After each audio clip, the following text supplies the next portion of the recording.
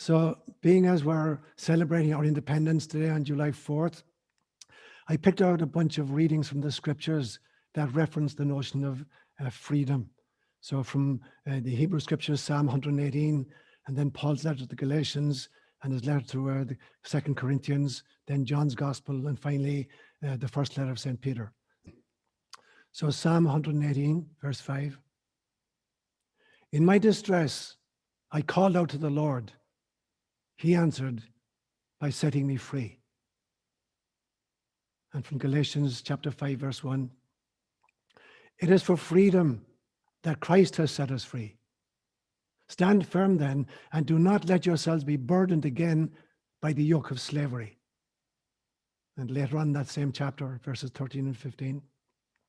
You, my brothers and sisters, were called to be free. But do not use your freedom to indulge the flesh. Rather, serve one another humbly in love. For the entire law is fulfilled in keeping this one command. Love your neighbor as yourself. If you bite and devour each other, watch out. You will be destroyed by each other. And from his second letter to the Corinthians, chapter 3. For the Lord is the Spirit, and wherever the Spirit of the Lord is, there is freedom. And from John's Gospel, chapter 8. To those who had believed in him, Jesus said, if you hold to my teaching, you really are my disciples. Then you will know the truth, and the truth will set you free. And finally, from Peter's first letter, live as free people, but do not use your freedom as a cover-up for evil. Live as God's slaves. Words inspired by God. I believe that every little infant is born with just basically two emotions. We're born with the ability to feel love, and we're born with the ability to feel fear. And these both bifurcate. So when love is self-directed, it becomes self-esteem and confidence.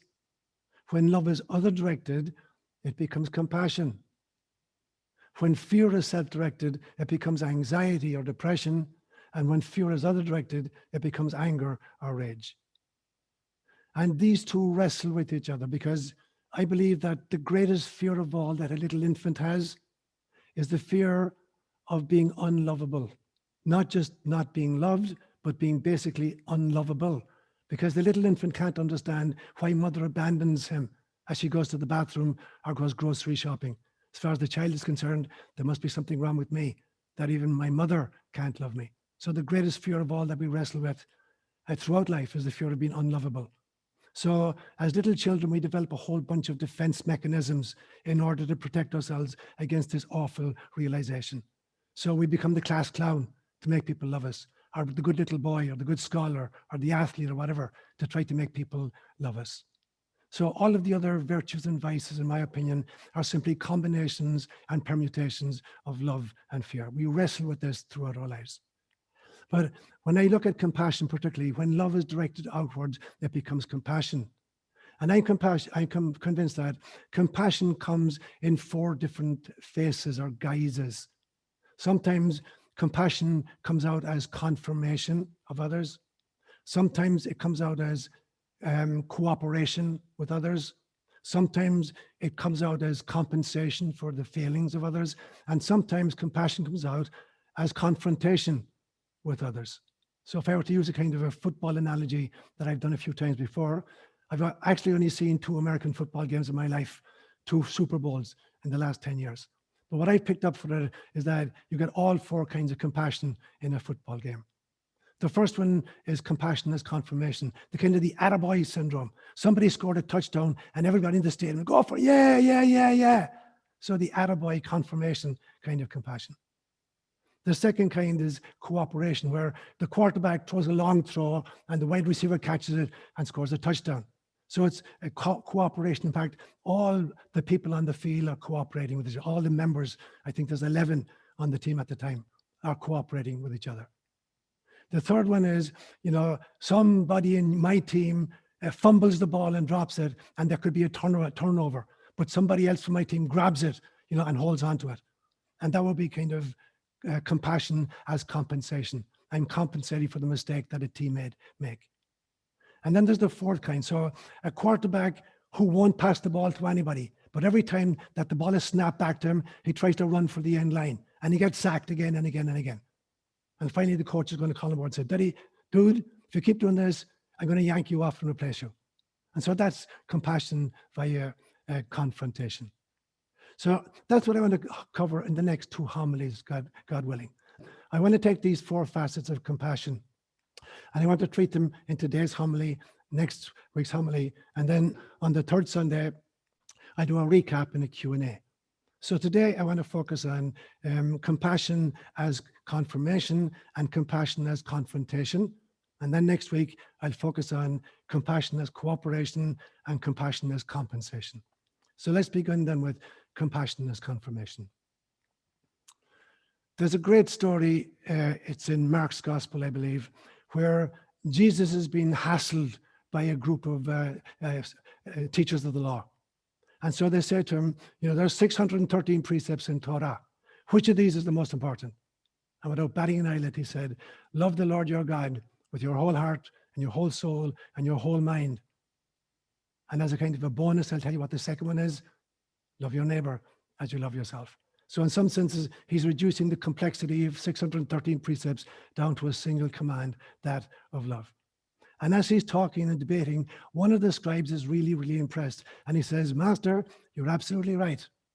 There's nothing more important than loving God with your whole heart and your whole soul and your whole mind and your whole being and loving your neighbor as yourself. And Jesus' response to him was, you are not far from the kingdom of heaven. And this was not a kind of a patronizing statement from Jesus. He really understood, this guy really gets it. He's understood that the essence of Torah is love of God and love of neighbor. Now, I personally believe that maybe the most important development or kind of enunciation of confirmatory love is the notion of gratitude. Gratitude is the ultimate form of compassion as confirmation. And it's a confirmation in the sense of, and gratitude for the fact that you're not just a human being having occasional spiritual experiences, you're a spirit being having a human incarnational experience. You're a bite-sized piece of God who volunteered for life on planet Earth. Buddhism has a great teaching on this. It talks about the difference between turiya and turiyatita. Turiya is the notion of the witnessing consciousness, the realization that you are basically a soul who volunteered for incarnation. So you're not identified with incarnation, even though you're participating in it. You're watching it and witnessing it from who you really are, which is Atman, our soul, what I call soul self. And then there's the realization of Turiyatita in Buddhism, which is the kind of observer participant. Not only are you the witness, from the soul perspective, but you're participating because you're actually engaging with incarnation. And they call that Turiyatita. So you live your incarnation fully, complete with complete dedication, but you don't identify with incarnation. And so that would be the ultimate form then of looking at yourself, understanding yourself, and being grateful for yourself, a self with a capital S. I have a practice where I try to bookend the day between a morning intention and night review, between imagination and memory. In the morning, I set the intention for the day. What do I want to be? Who do I want to be today? And what do I want to try to accomplish today? So I'm using my imagination and gratitude to try to create a kind of a plan for myself for the day. And at the end, I do a kind of a day review using my memory to troll and to harvest the day that's just gone and how well did I perform? Where do I need to kind of get my act together better? I have also the notion of gratitude as a bookending of the year itself. So on my birthday every year, October the 8th, I create a kind of a vision board for the year ahead. And every morning, the first thing I do when I wake up in the morning, I set my intention by going through that vision board. There are 8 aspects to it. I look at what spiritual health would look like for me during the year, what intellectual health will look like for me, what my dream health will look, because I work with my dreams regularly, what my emotional health will look like during the year, what my physical health will look like during the year, what my social relationships will look like in the course of the year, what my financial health will look like in the course of the year, and finally, what my mission health, my purpose for incarnation, what will that look like during the year. I start off every day reminding myself that that's what I'm here to do. And then every birthday, I tweak it a little bit and update it a little bit. So it is very important for us then, when we think of compassion as confirmation, that we be able to celebrate ourselves as individuals and as societies. This then is the ultimate form of, compassion as confirmation. The gratitude, the ability to celebrate our individual lives and the lives of our cultures and our societies. So that would be what I want to say about compassion as confirmation.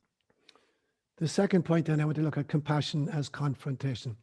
And as I say, confrontation is a very valid form of compassion. And particularly on Independence Day, July the 4th, I want to look at compassion as confirmation.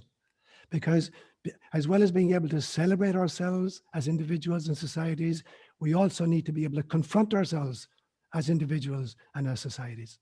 And so you look at Matthew's Gospel, chapter 23, where there are 7 great critiques of the Pharisees, the religious leaders of his time, where he says stuff like, "Woe to you, scribes and Pharisees, you bind heavy loads and you put them on people's shoulders and you won't lift a single finger in order to help them.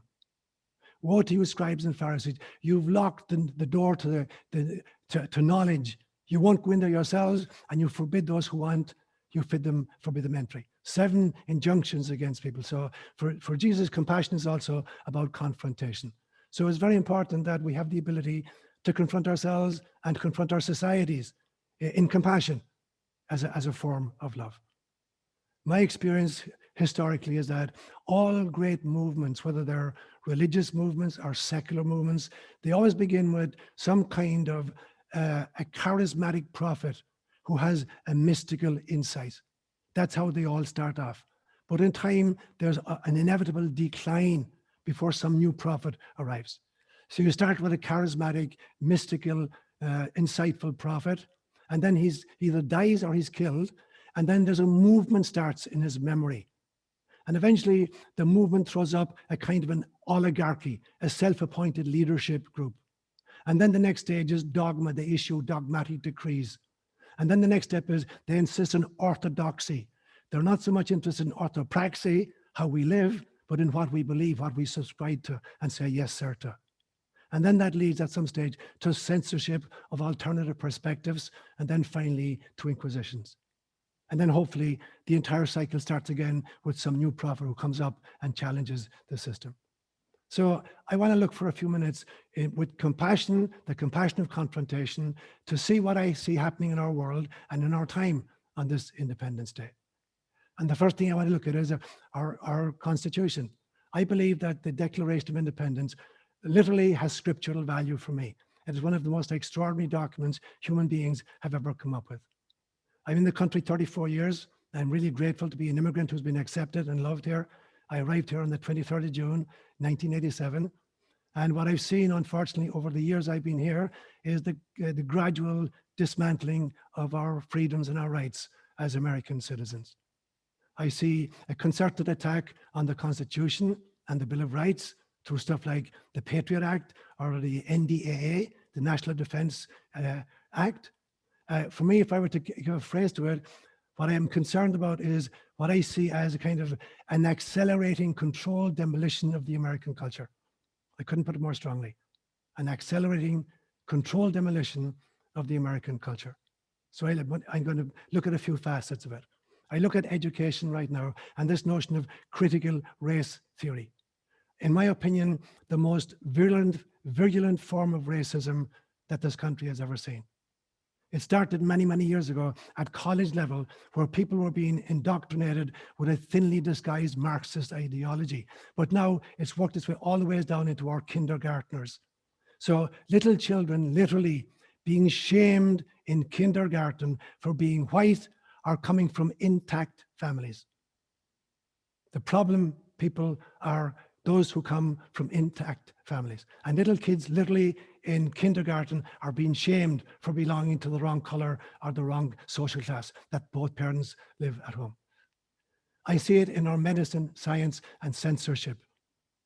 Robert Malone, who was the inventor of the mRNA vaccine, has lost his LinkedIn account and he's to be suspended from YouTube for voicing an alternative perspective on the vaccine that he himself helped to create and the judiciousness of using it in the way it's being used right now.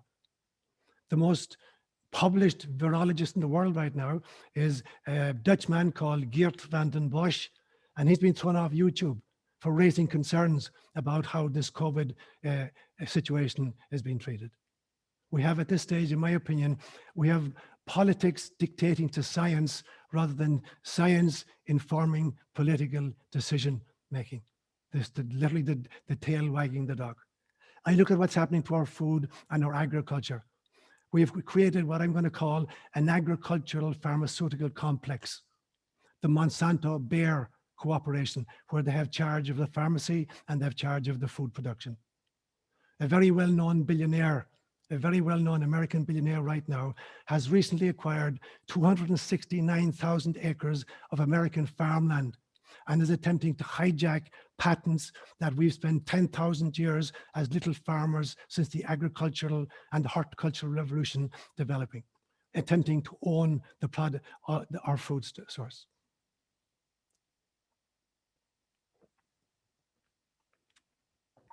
I'm looking at what's happening in our country vis-a-vis law and order. This movement to defund the police. Obviously, every organization needs to be reformed. And of course, there are abuses. But we've watched since the cities that have defunded police are seeing skyrocketing murders, rapes, and robberies. But the people, the leaders who are mandating defunding the police are spending taxpayer dollars ensuring that they themselves have personal security.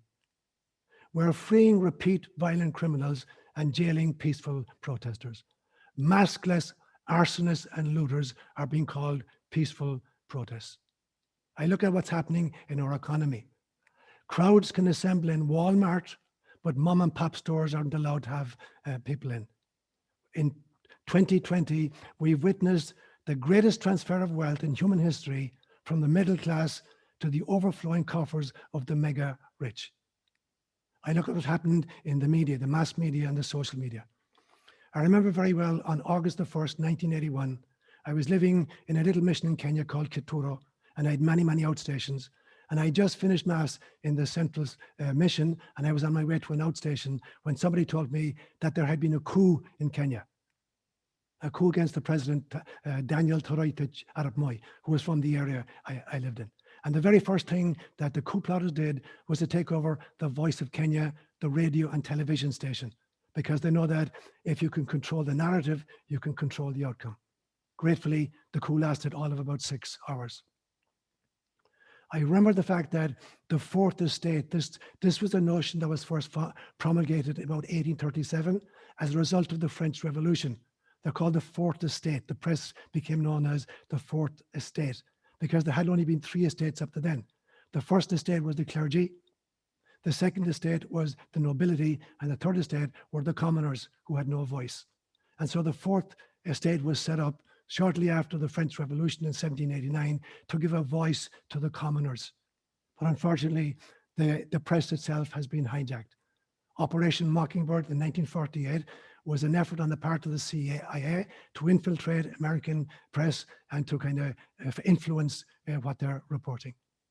And in our times, Silicon Valley magnates are dictating what we may say or read or write in our times. This has a long, long, long history. It's not just happening in our times. There's a long history. 600 years before Christ himself, the prophet Jeremiah was complaining about what he called the false prophets. The people, the prophets who were telling the kings what the kings wanted to hear, not what they needed to hear. He called them the false prophets.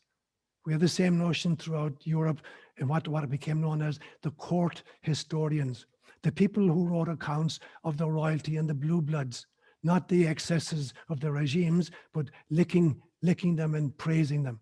They became known as the court historians. When you watch human history, the first 2 stages of tyranny are always censorship and propaganda. We see, even in our own times, we've seen that. We saw it with the rise of Hitler in the 1930s in Germany. We saw it with Stalin in Russia. We saw what Mao Zedong in the 50s and 60s. We saw what Pol Pot in Cambodia, and we're seeing it currently with the CCP, the Chinese Communist Party. So it's censorship and propaganda. You're not allowed to have another opinion which disagrees with that of the state. There's a long history of this thing happening even in religious practice. Those of us who were raised Catholics remember that there was something called the Index. It was a list of books that Catholics were forbidden to read, including novels of various kinds. So we were forbidden even to read this material. They couldn't control the fact that it was being published, and written, but they could control the fact you Catholics are not allowed to read this material. We came through a system where you couldn't hold different theologies. You could wind up literally being pulled asunder on the rack during the Inquisition. In Catholic Ireland, less than 2 months ago, a man was dragged out of Mass by Catholic Irish policemen on a Sunday for attending Mass on a Sunday. And 2 nights later, his house was raided at 2 a.m. in the morning, and his 2 sons dragged out of the house and taken away and given to Child Protective Services because he was endangering their life by bringing them to Mass. Penal days are here again in Ireland. There have been recent cases in Alberta in Canada where pastors are being jailed for holding services, even outdoor services. In one instance, there was a helicopter chase where they followed him down a freeway and police cars screaming behind him and put him in handcuffs and dragged him to a van and threw him in the back. So this is what's happening in our world and our society right now. And finally, our social health. You don't have to be a genius to realize that there's a huge increase in suicides right now, huge increase in depression, huge increases in anxiety, huge increases in drug addiction, huge increases in domestic violence under the merciless decrees of tyrants and despots at city, council, state, and federal levels. In conclusion, I want to say this. I believe that the slippery slide from democracy to tyranny is made possible by citizens who are willing to forfeit one civil right at a time. Free speech, freedom of assembly, freedom to travel, freedom of religion. And I predict that those whose survival strategy is try to live under the radar will eventually find themselves living under the jackboot. Only the truth will make us free. And to find truth, all sides have the right to express their wisdom. Consensus is not arrived at by dogmatic decree, but rather by discursive debate. My prayer for our country and for our world is that by July the 4th, 2022, we will truly be able to celebrate an independent country. Namaste, my friends.